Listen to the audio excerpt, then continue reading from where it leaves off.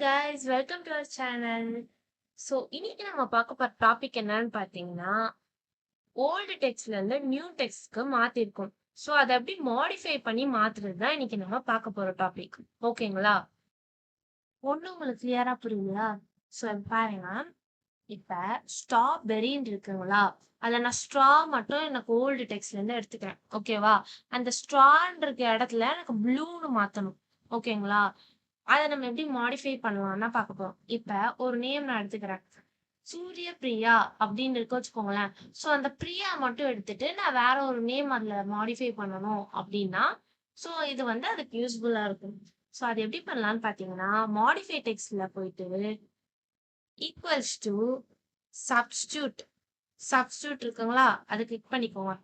Click பண்ணி முடிச்சுட்டு original text இருக்குங்கல்ல, strawberry, அதை கிளிக் பண்ணிட்டு கம்மா, ஸோ ஸ்ட்ரா கிளிக் பண்ணிக்கோங்க, கம்மா அண்ட் ப்ளூ. இது மூணுத்தையும் பண்ணிட்டீங்களா? ஸோ பிராக்கெட் போட்டுட்டு என்டர் கொடுத்தீங்கன்னா, ஸோ ஸ்ட்ராபெரின்னு இருக்க இடத்துல நம்மளுக்கு நியூ டெக்ஸ்டோட ப்ளூபெரி அப்படின்னு மாறிடுச்சு. ஸோ இதே மாதிரி எல்லாத்துக்கும் வரணும்னால நம்ம அப்படியே போட்டாச்சு. ஓகேங்களா? இந்த டாபிக் உங்களுக்கு கிளியரா புரிஞ்சிருக்கும்னு நினைக்கிறேன். அண்ட் ஏதாவது டவுட்னா கமெண்ட்ல கமெண்ட் பண்ணுங்க. So thank you.